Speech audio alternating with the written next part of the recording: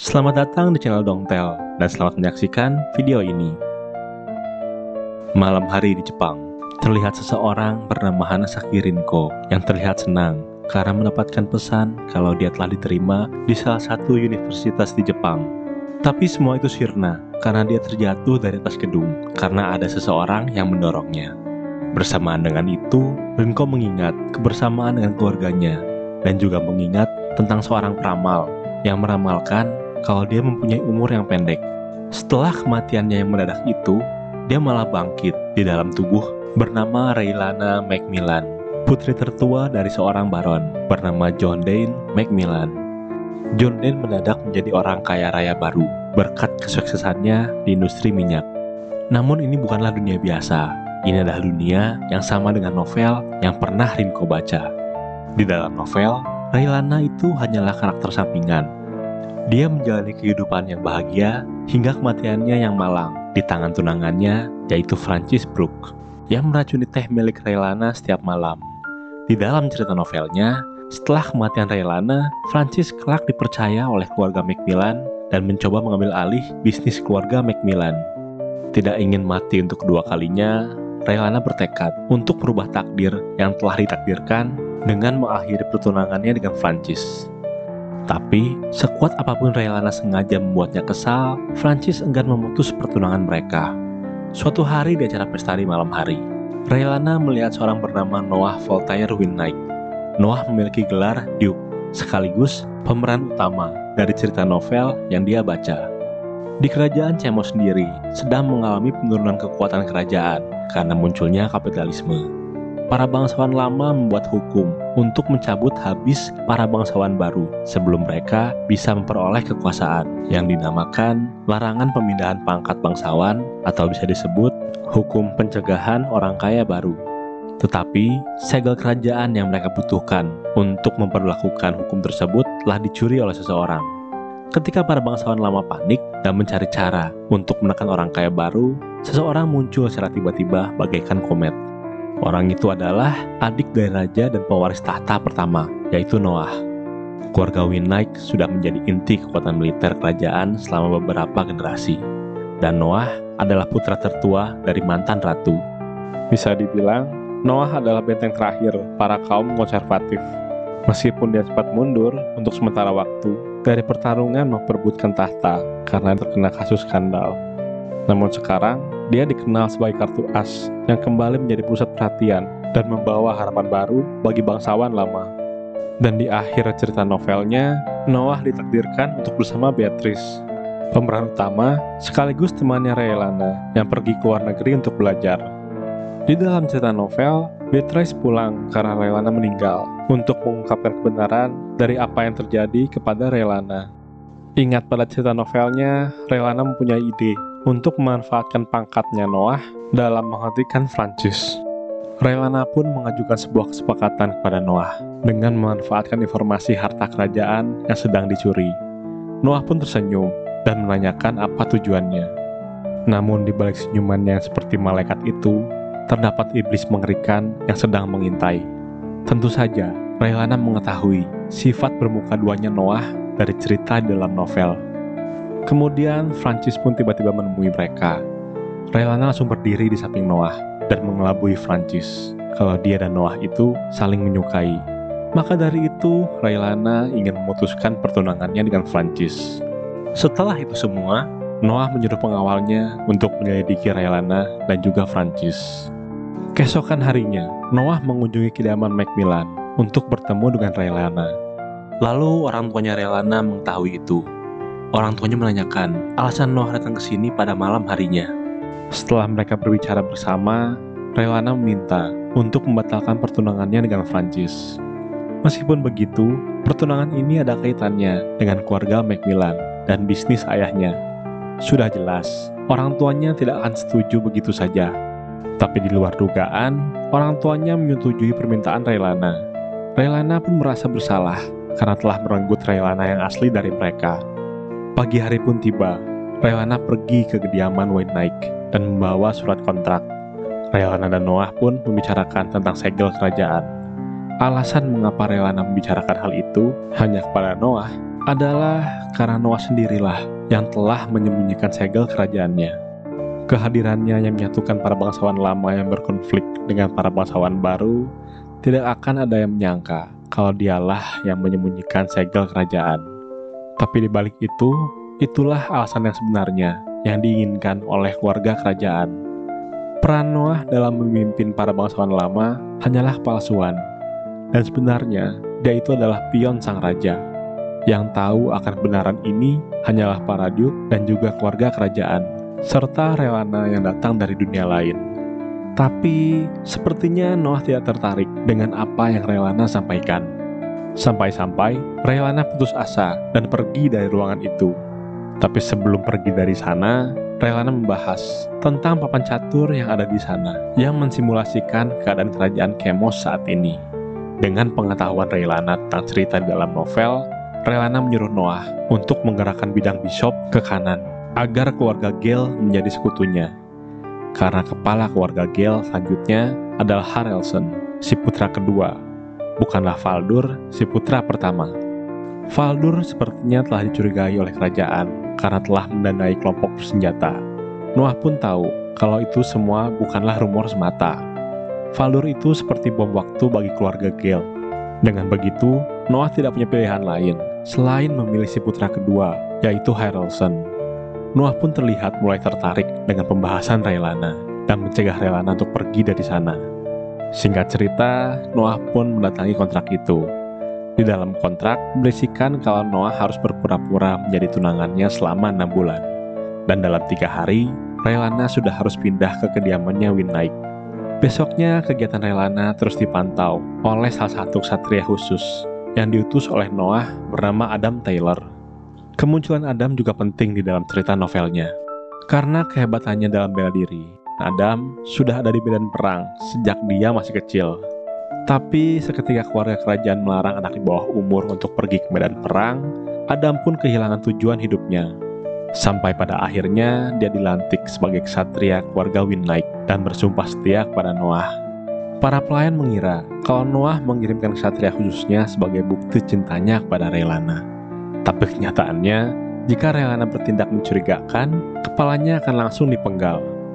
Adam juga dijuluki sebagai malaikat maut jalanan, dan dia berasal dari suku yang kasar, yang kejam, yaitu suku Alsasa. Selain itu, Adam juga adalah salah satu orang yang tahu akan kesepakatan isi kontrak itu.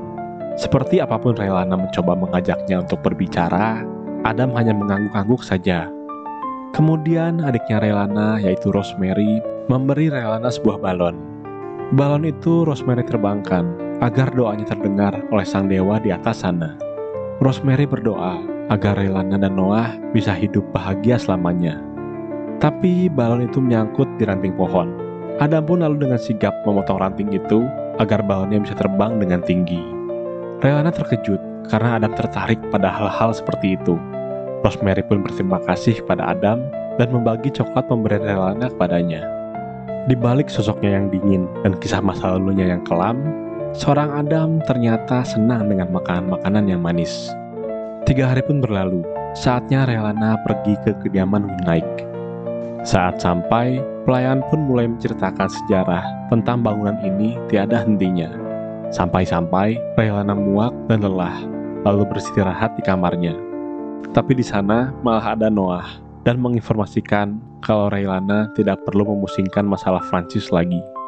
Setelah Noah keluar dari kamar, Noah sempat menanyakan pendapatnya kepada Adam tentang Relana, yang menyebutkan kalau Relana itu wanita yang aneh. Mendengar jawaban Adam, Noah pun keheranan karena tidak seperti biasanya Adam tertarik kepada wanita. Keesokan harinya, dimulailah pelatihan menjadi pengantin seperti etika sosial, menjahit, berdansa, dan yang paling penting soal akademik.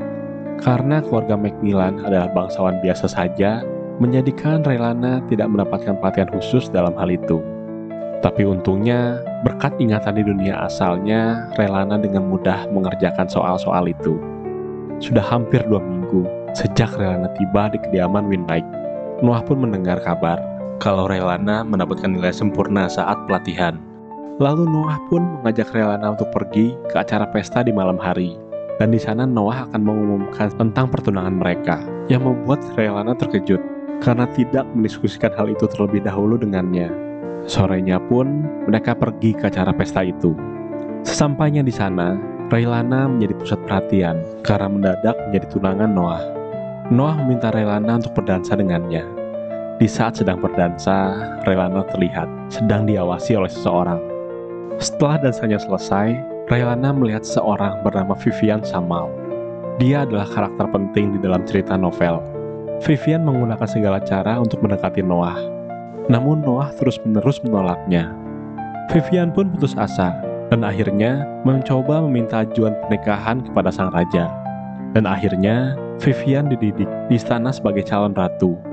Tapi di saat pemeran utama dari novelnya, yaitu Beatrice, sedang berduaan dengan Noah, dengan kejamnya Vivian selalu saja mengganggunya. Bisa dibilang, Vivian itu adalah pemeran antagonis di dalam cerita novel. Raelana pun menyadari sesuatu, kalau di dalam cerita novel, Vivian selalu saja mencoba mengganggu hubungan Beatrice dengan Noah. Berarti, sekarang dia juga akan mengganggunya, karena saat ini Raelana adalah tunangannya Noah. Dan di sebelahnya Vivian adalah Fris Eritel, istri dari bangsawan tua yang memiliki gelar Duke. Kabarnya, ada perkumpulan para istri bangsawan lama.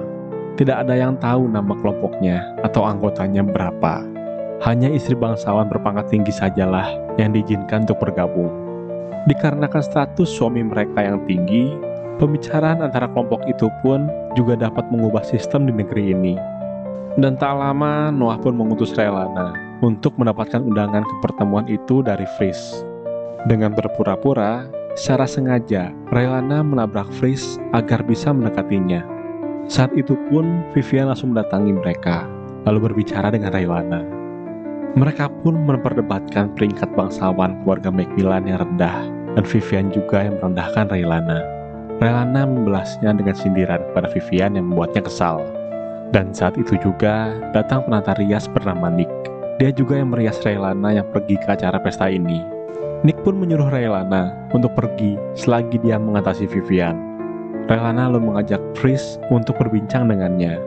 Namun sebelum itu, Raelana menyuruh semua pengawal yang diutus oleh Noah untuk pergi dari sana, menyisakan seorang ksatria wanita bernama Ansley saja.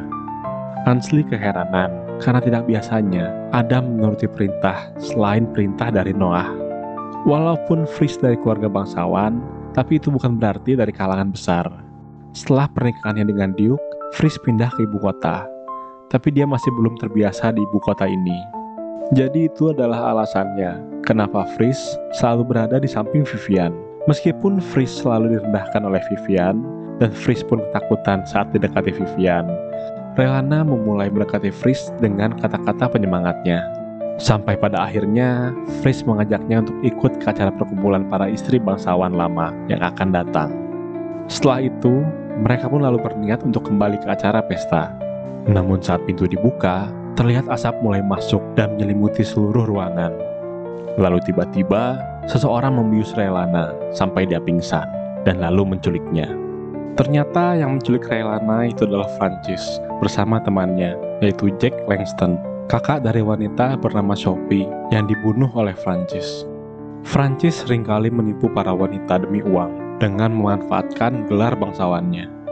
Sampai pada akhirnya berurusan dengan wanita yang bernama Sophie. Berbeda dengan wanita yang pernah berurusan dengan Francis, Sophie berusaha memenangkan kembali hatinya Francis. Sampai-sampai dia pun rela untuk merenggut nyawanya sendiri. Francis saat itu ketakutan dan ingin mencoba menghentikannya, tapi malah tidak sengaja mendorong pisau yang ada di tangan Sophie, sehingga pisau itu menancap pada lehernya Sophie. Dan Jack pun ada di sana dan melihat adiknya sendiri terbunuh di depan matanya. Bukannya kesal, Jack malah meminta uang tutup mulut kepada Francis. Tapi Francis yang seringkali menipu para wanita, mana mungkin mempunyai uang. Pada akhirnya, Jack memberi tugas kepada Francis agar bertunangan dengan Raelana. Bukan hanya itu saja, Jack juga memerintahkan agar Francis membunuh Raelana. Jack pun menceritakan tentang adiknya yang dibunuh oleh Francis kepada Raelana. Raelana menyadarkan kalau adiknya Sophie tidak ingin kakaknya menjadi seperti ini. Namun itu percuma saja, Hal itu tidak membuat Jack gentar, karena yang dipikirkannya hanyalah uang semata. Sangat percuma mengatakan semua itu kepada Jack, karena kata-kata bijak hanyalah berefektif di dunia novel dan film saja. Dan di saat Relana sedang memikirkan itu semua, tiba-tiba roda kereta kudanya rusak karena adanya longsor di sekitar area itu. Memanfaatkan situasi yang terjadi, Relana pun langsung kabur dari sana, lalu bersembunyi di balik pohon dan menyobek gaunnya karena menghambat pergerakannya. Lalu terus menelusuri hutan sampai bertemu dengan Adam. Dan tiba-tiba, Jack mengarahkan pisaunya kepada Relana, dan dengan sigap Adam menangisnya. Adam pun langsung menghunuskan pedangnya kepada Jack, yang membuat Jack tidak bisa berbuat apa-apa lagi. Di saat situasi seperti itu, Jack sempat-sempatnya malah menceritakan tentang adiknya, dan juga ibunya yang tinggal sendirian di tempat yang terlilit hutang. Meskipun mereka menjual semua hak kepemilikan dan tanah, itu semua masih belum cukup untuk melunaskan hutangnya. Bahkan, ibunya yang dibesarkan sebagai bangsawan dan tidak pernah merasa kesulitan pun harus bekerja sampai dia meninggal. Di saat Jack sedang bercerita, Jack mendapatkan kesempatan untuk melemparkan obat rahasia yang bisa memikat monster. Lalu monster ikan pun muncul dari bawah tanah. Akan sangat berbahaya bila Relana ikut ke dalam pertempuran itu. Akhirnya, Adam mendorong Relana sampai terjatuh dari atas tebing. Relana pun langsung teringat kalau situasi ini sangat terasa familiar baginya, dan pasrah kalau dirinya memang ditakdirkan untuk mati yang kedua kalinya. Tapi untungnya, Noah tepat waktu datang untuk menangkap Relana yang jatuh dari atas tebing. Bersama dengan itu, Adam pun sudah selesai membasmi monster ikan, dan juga Ansley bersama ksatria lainnya berhasil menangkap Jack. Dan tiba-tiba terdengar seorang ksatria berteriak kalau di sana terlihat Francis yang sedang berlari. Dengan sigap, Relana lalu mengambil pistol milik Noah dan langsung menembakkan beberapa peluru ke Francis. Tentu saja, peluru itu tidak mengenainya. Relana hanya ingin memberi pelajaran saja kepadanya. Di saat perjalanan pulang, Relana berterima kasih kepada Noah karena telah menyelamatkannya. Padahal hanya ingin mengucapkan terima kasih saja, tapi kenapa Relana malah merasa sangat malu? Dan juga karena kelelahan, akhirnya Relana tertidur di pangkuannya Noah. Dan Noah juga heran kepada dirinya sendiri, karena setelah mendengar Relana diculik, dia menjadi sangat marah. Padahal Relana hanya memanfaatkan kelemahannya saja. Seharusnya itu menjadi berita baik baginya. Francis dan Jack pun akan dimasukkan ke penjara Saint Bell. Penjara Saint Bell sendiri adalah penjara paling ketat di negeri ini, tempat yang mustahil bisa keluar lagi dari sana. Dengan kata lain, Francis dan Jack sudah tidak bisa lagi membunuh Relana. Tapi itu semua hanyalah karangan Noah saja. Pada kenyataannya, Francis dan Jack telah dibunuh. Esok hari pun tiba. Relana kaget karena tiba-tiba terbangun di kamarnya Noah. Ditambah lagi, di sampingnya juga ada Noah di sana. Relana lalu minta Adam untuk menyelamatkannya, dan mereka berdua akhirnya kabur dari sana. Tetapi, meskipun dibilang kabur, pada akhirnya mereka hanya berada di taman kediaman Winnight. Para ksatria pun disibukkan mencari Relana dan juga Adam yang kabur. Seketika, ide pun terbesit di kepala Relana yang ingin menyamar sebagai pelayan dan pergi ke ruangan kerjanya Noah, karena tidak ada yang bisa berani masuk ke sana. Di sana, Relana melihat buku-buku dan heran karena dia bisa memahami bahasa semua negara. Mungkin saja itu adalah kemampuan yang didapatkan saat dia bereinkarnasi. Di saat dia sedang melihat buku-buku itu, Relana malah bertemu dengan Kate Westenberg. Kate adalah tangan kanannya Noah dan karakter yang disukai di dalam cerita novelnya. Di saat itu, tiba-tiba Noah masuk ke ruangan kerjanya dan bertemu dengan Relana. Dengan santainya Noah menjelaskan kalau pada malam hari mereka tidak melakukan apa-apa. Karena kamarnya lebih dekat dari pintu masuk daripada kamarnya Relana, jadinya Noah membiarkan Relana tidur di kamarnya. Noah hanya ingin Relana tidur dengan nyenyak. Mendengar hal itu pun, Relana secara terpaksa memaafkan Noah dan langsung pergi dari sana.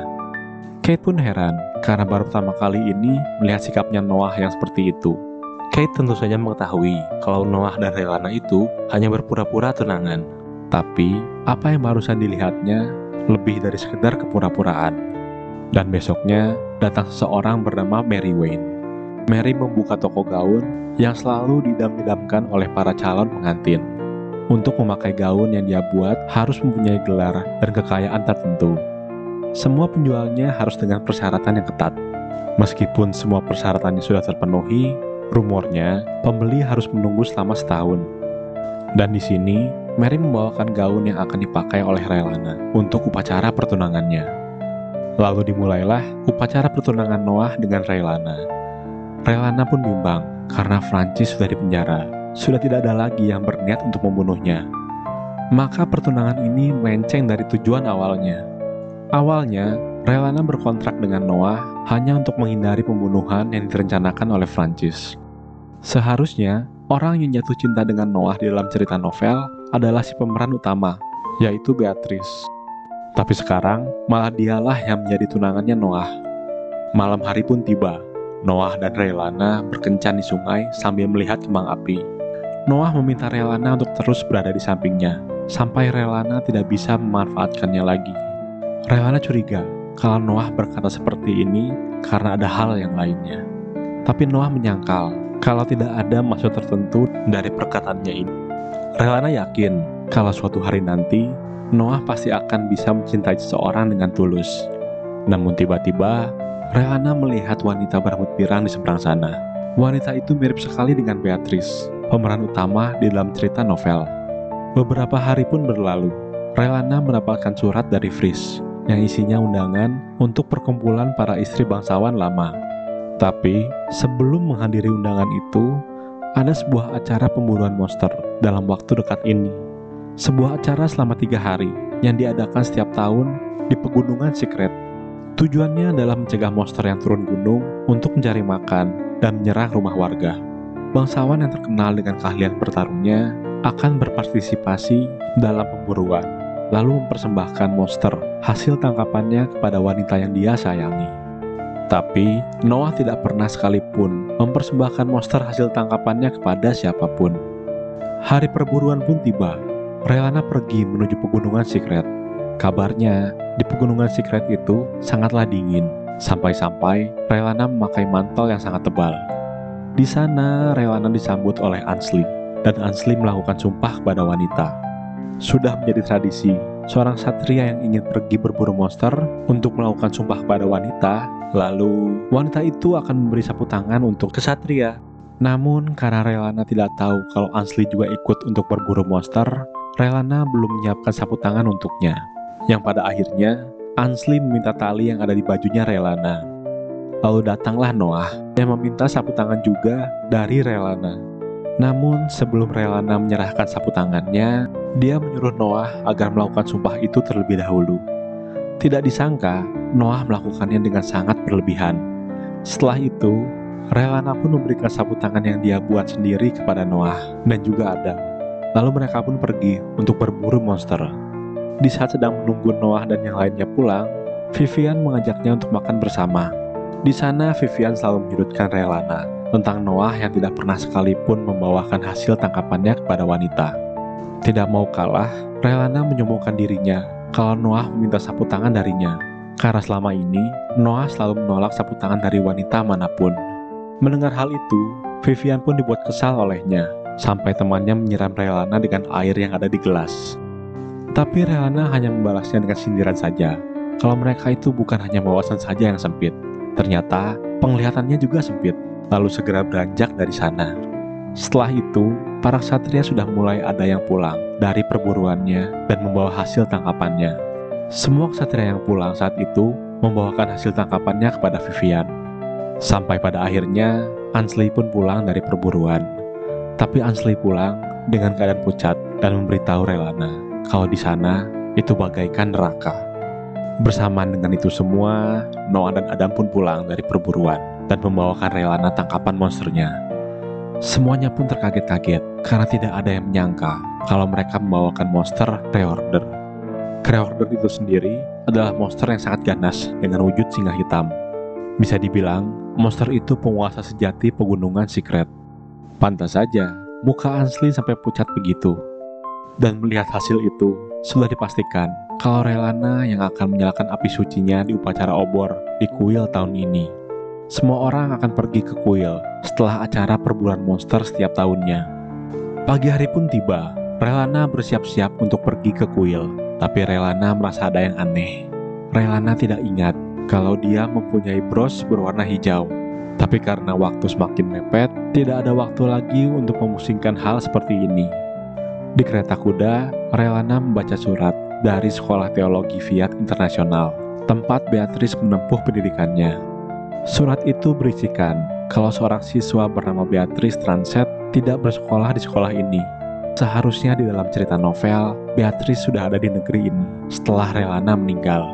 Tapi, karena Relana masih hidup, apa mungkin alur cerita di dunia ini sudah mulai berubah? Beberapa hari kemudian, setelah melewati tahap penyucian yang cukup ekstrim, seperti memakan makanan aneh untuk membunuh racun yang ada di dalam tubuh Relana, Relana telah siap untuk menyalakan api sucinya. Tapi sebelum itu, akan diadakan perjamuan untuk merayakan upacara obor esok hari. Lalu seorang pelayan pun memasangkan bros hijau kepada Relana. Sesampainya di tanah suci, Relana disambut oleh Ksatria Suci dan juga imam besar di sana, yaitu Heika Demin. Heika disebut sebagai legenda hidup yang sudah hidup selama 150 tahun. Relana juga sempat bertemu dengan Heika waktu sedang pelatihan di kuil.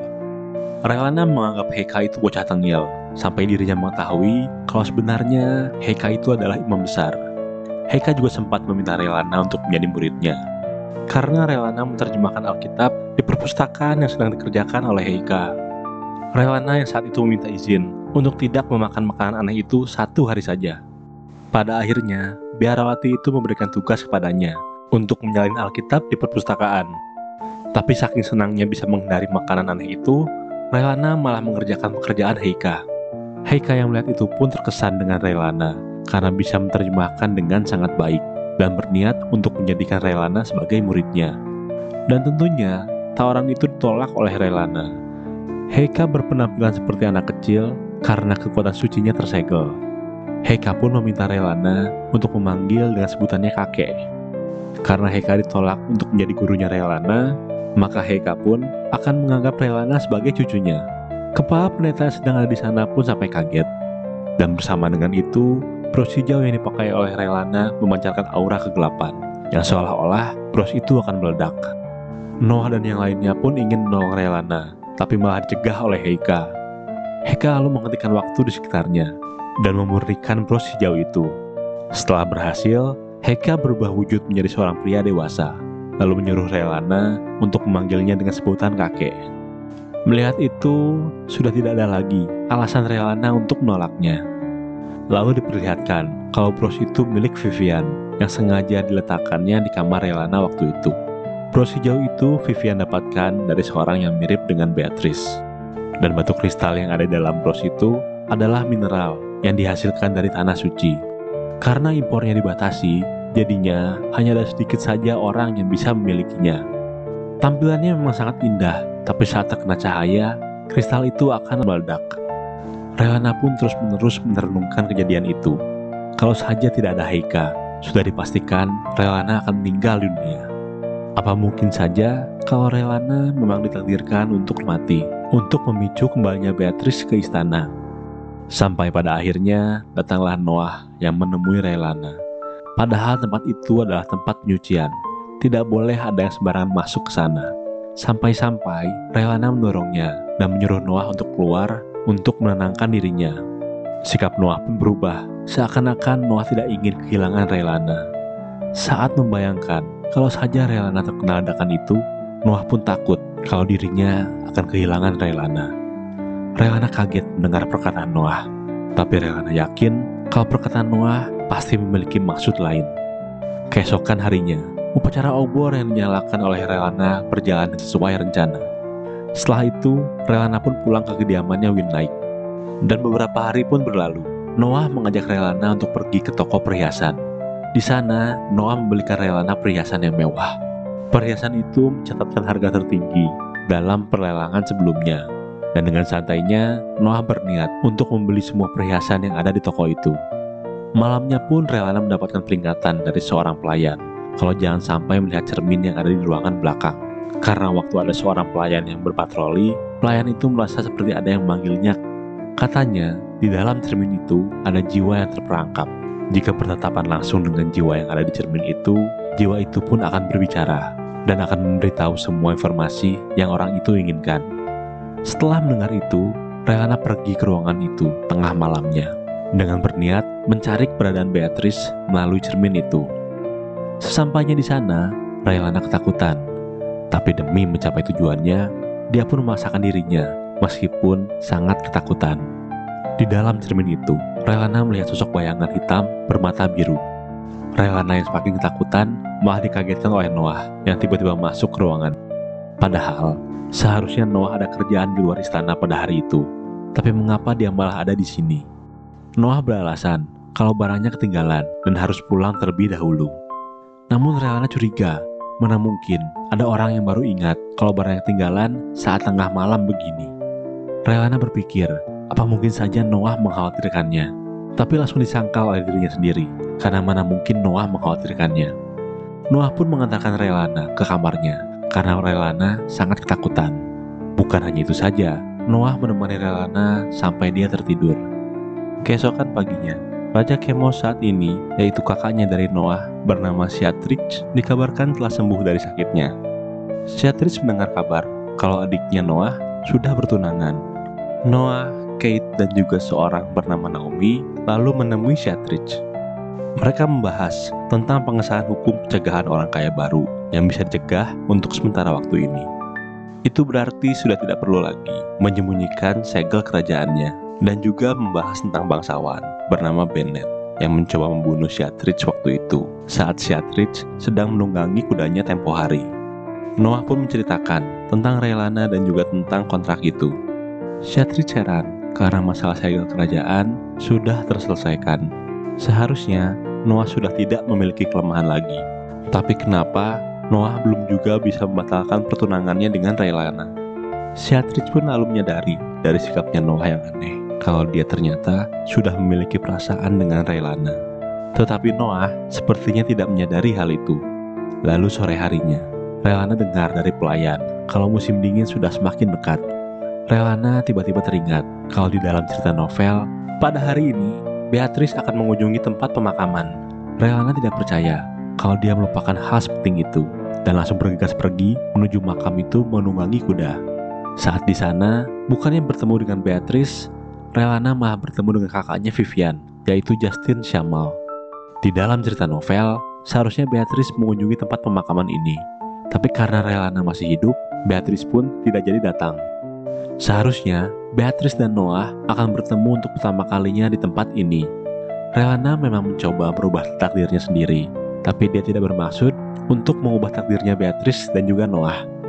Melihat Raylana yang putus asa karena belum kunjung bertemu juga dengan Beatrice, Justin menawarkan Raylana untuk beristirahat sejenak.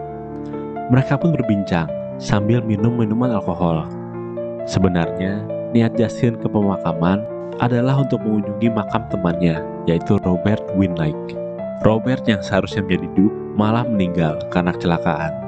Ibunya Robert pun menyerahkan gelar duke-nya kepada keponakannya, yaitu Noah. Dan Noah pun menyembunyikan segel kerajaan di dalam makam itu. Tapi makamnya Robert sudah dipindahkan karena ada insiden perampokan tempo hari. Peristiwa ini tidak ada dalam cerita novel. Raylana pun berpikir kalau insiden perampokan pasti hanya alasan saja untuk memindahkan makamnya Robert. Karena Raylana mengetahui kalau di makam itu terdapat segel kerajaan, Justin lalu terus-menerus menanyakan alasan Raylana datang ke tempat pemakaman ini. Dengan sedikit mengarang cerita, Raylana pun berkata kalau dirinya dipaksa menikahi seorang pria yang sudah memiliki kekasih karena alasan politik. Merasa bersalah dengan calon suaminya, Raylana ingin menyatukan kembali calon suaminya dengan kekasihnya. Setelah Raylana merasa lebih tenang, Raylana pergi dari sana tanpa berkenalan terlebih dahulu dengan Justin. Setelah sampai ke kediaman Winlike, Raylana malah terkena demam gara-gara pergi di saat musim dingin sudah dekat, yang membuat para pelayan pun panik dan segera menyuruh Raylana untuk beristirahat di api unggun. Tak lama, Noah pun datang dan langsung membawa Raylana ke kamarnya. Karena telah minum minuman beralkohol, Raylana pun menjadi mabuk dan mulai bicara melantur. Raylana bertanya kepada Noah, kenapa akhir-akhir ini Noah terlihat bersikap baik kepadanya. Dan entah kenapa, akhir-akhir ini juga Raylana selalu memikirkan tentang Noah. Noah pun menawarkan agar demamnya dipindahkan ke dalam dirinya. lalu mulai melakukan pertolongan pertama dengan beralasan kalau semua ini kesalahan demamnya. Di pagi harinya, demamnya Relana sudah sembuh total. Relana pun tidak menyangka kalau demamnya bisa sembuh secepat itu. Tentu saja, Relana tidak mengingat apa yang terjadi pada malam itu. Karena mabuk dan ditambah lagi, Relana sedang demam pada malam itu. Relana pun lalu melihat Noah yang bersin-bersin dan mendoakan supaya Noah cepat sembuh. Noah yang mendengar itu pun hanya menghela nafasnya. Selesai juga ya cerita dari anime alasan Relana bisa berada di kediaman seorang Duke. Like dan subscribe jika kalian suka dengan videonya. Jika ada kritik dan saran, silahkan tulis saja di kolom komentar. Terima kasih sudah menonton videonya sampai akhir. Kalau begitu, sampai jumpa di video lainnya. Bye.